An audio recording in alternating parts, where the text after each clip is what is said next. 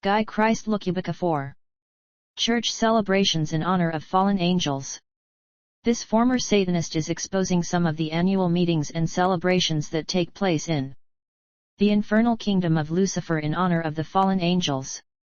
In ancient times, humans were worshipping these fallen angels as gods in rituals, in human sacrifices, in customs, in traditions and in the festival celebrations. I am Guy Christ LUKUBIKA. I used to be a Congolese wrestler with the nickname the American Wrestler. By God's grace, I am today an evangelist. I used to serve the devil, but today I am serving the Lord Jesus Christ. In my service for the satanic world called abracadabra, cosmic pandemonium, macrocosm, or the second planet as it has many names, I was Lucifer's secretary. I was a wrestler.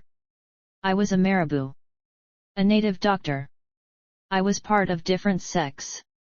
But all I can say is that without Jesus, we are nothing and we can't do anything without Him.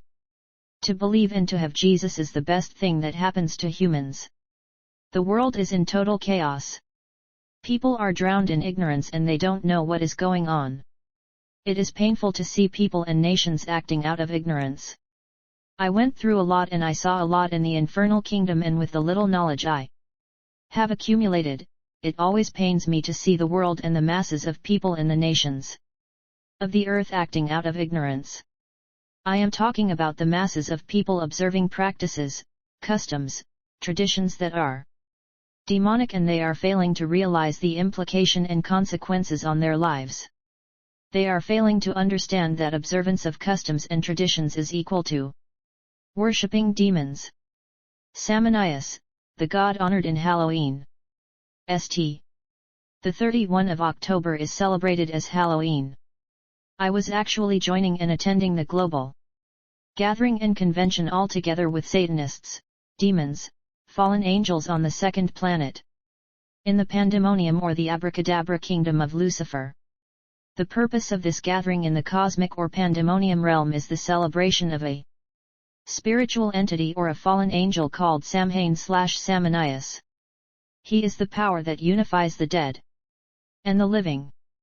Actually, in these annual gatherings, I saw prominent leaders, the world elites, the nobles, the aristocrats, the royal families, the privileged and the upper class of human civilization. I met politicians, business and finance leaders, including musicians and great personalities.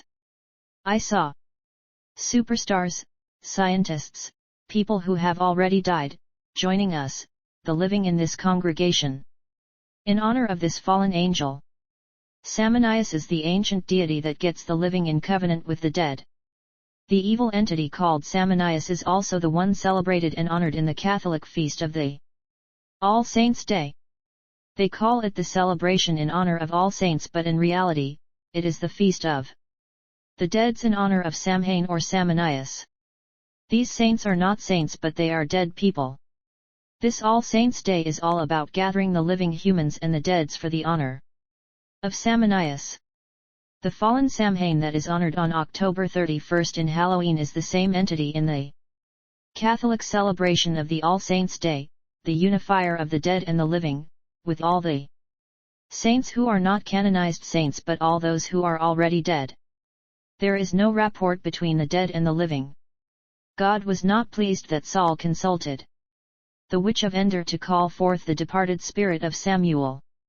The Bible says in Deuteronomy 18:10-13, "There shall not be found among you anyone that maketh his son or his daughter to pass through the fire, or that useth divination, or an observer of times, or an enchanter, or a witch, or a charmer, or a consulter with familiar spirits, or a wizard, or a necromancer.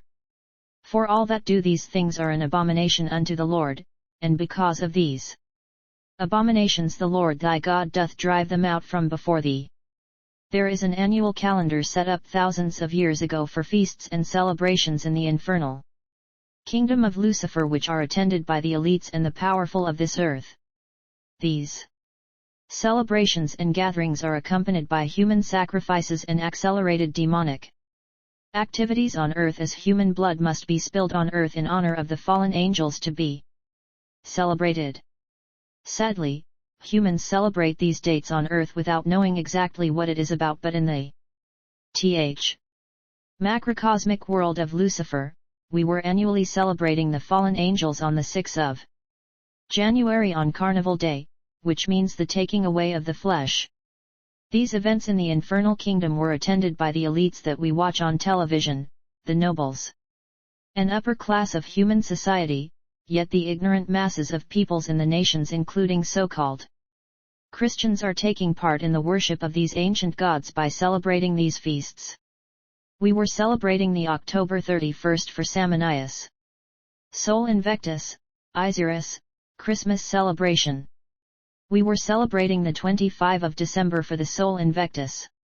Beloved, I want you not to be ignorant, because in the infernal realms of Lucifer, we had a yearly calendar for celebrations and feasts. One of them was in honor of a fallen angel that is an ancient god named Sol Invictus.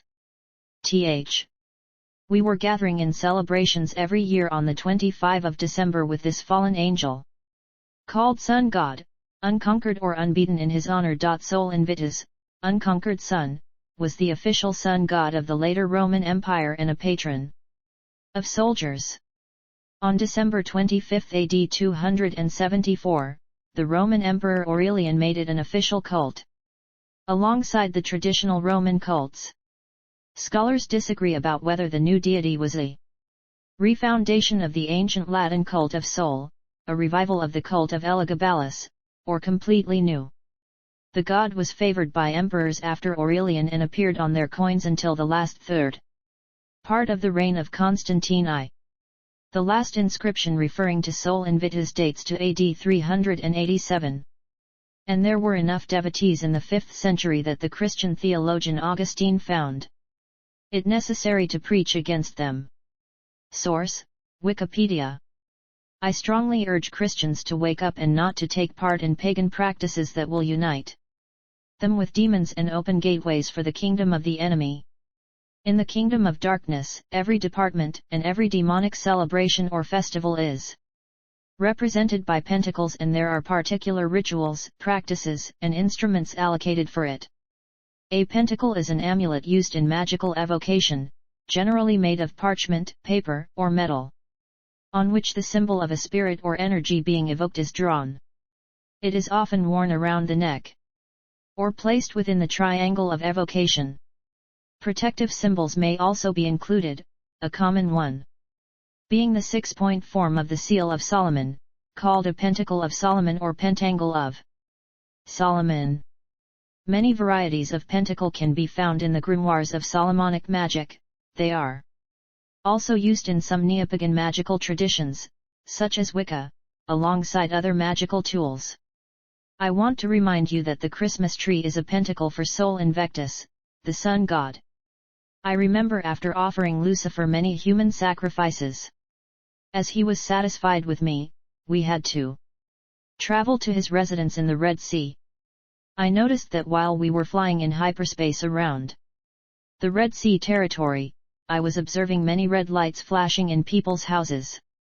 This is significant for Christians and their houses, because if there are items or properties of the devil in your life or in your house, these will give him legal right to deploy demons in your house or your life.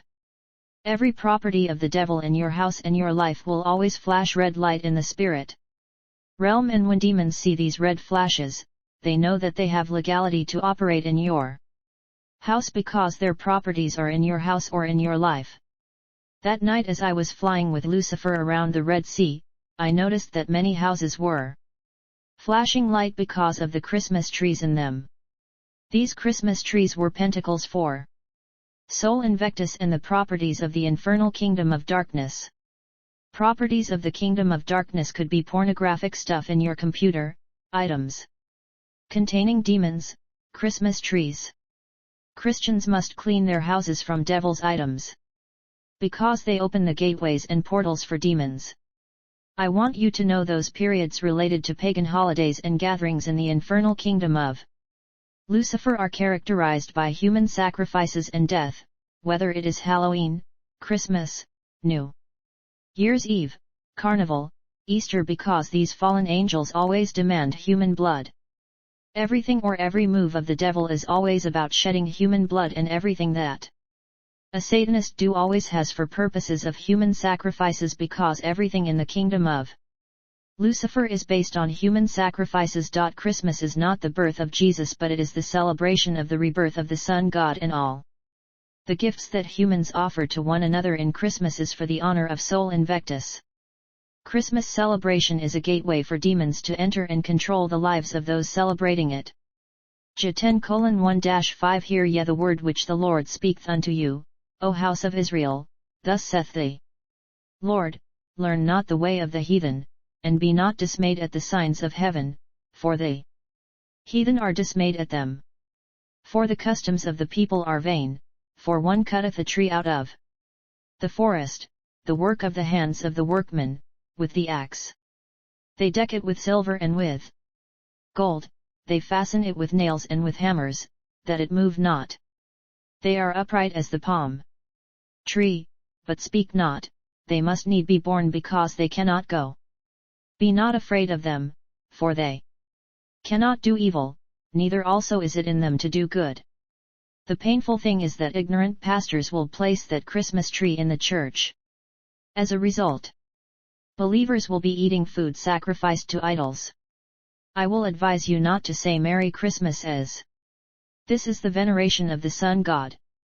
Lupercus or Pan, Carnival in honor of the fallen angels. Beloved, today there are Christians who attend carnivals.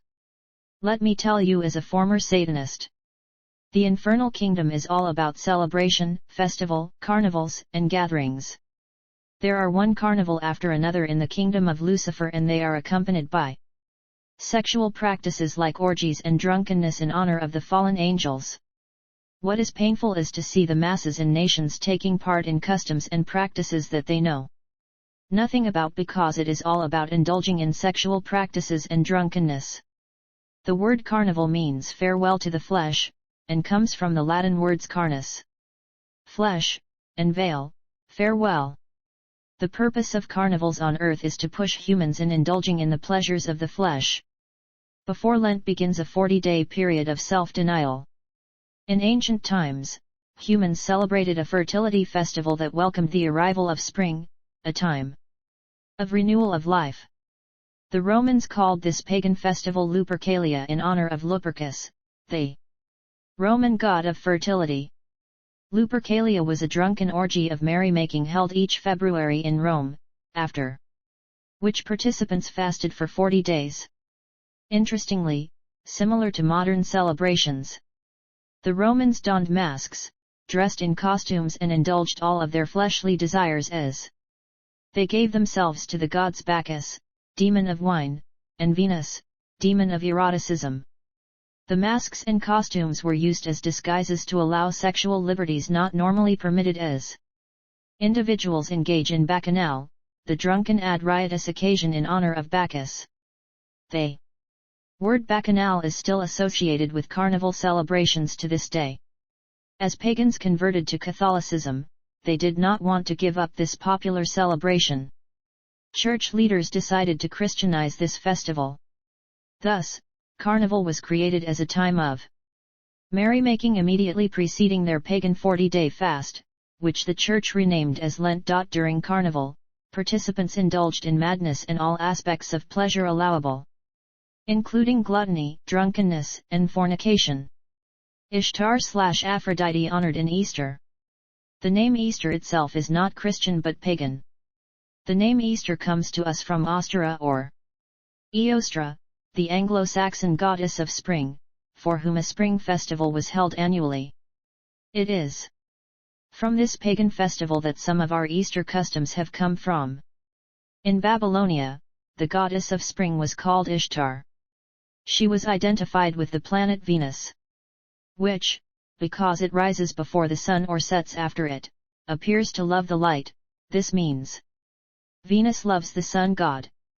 In Phoenicia, she became Astarte. In Greece, Eostra, related to the Greek work Eos, dawn, and in Germany, Ostara, This comes from the German word Ost, or east, which is the direction of dawn. As we have seen, many names are interchangeable for the more well-known Easter. Pagans typically use many different names for the same god or goddess.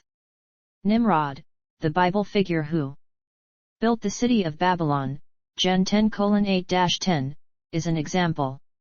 He was worshipped as Saturn, Vulcan, Cronus, Baal, Tammuz, Moloch, and others, but he was always the same god, the fire or sun god, universally worshipped in nearly every ancient culture. The goddess Easter was no different. She was one goddess with many names, the goddess of fertility, worshipped in spring when all life was being renewed. Juno, the queen of the gods/Hera, honored in Saint Valentine. Valentine's Day, like Halloween, is rooted in pagan partying.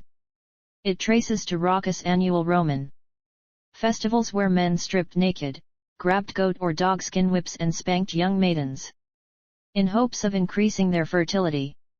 The annual pagan celebration, called Lupercalia, was held every year on February 15 and remained wildly popular well into the 5th century AD, at least 150 years after Constantine made Christianity the official religion of the Roman Empire.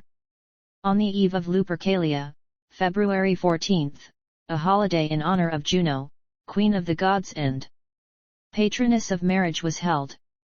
As part of the celebration, a love lottery took place, in which the city's bachelors drew a young maiden's name from a jar and became paired with her for the duration of the festival. The new couples were then often sexual partners for the rest of the year. As the Catholic Church gained influence throughout Rome, the pagan custom of finding a sexual companion by lottery was abrogated.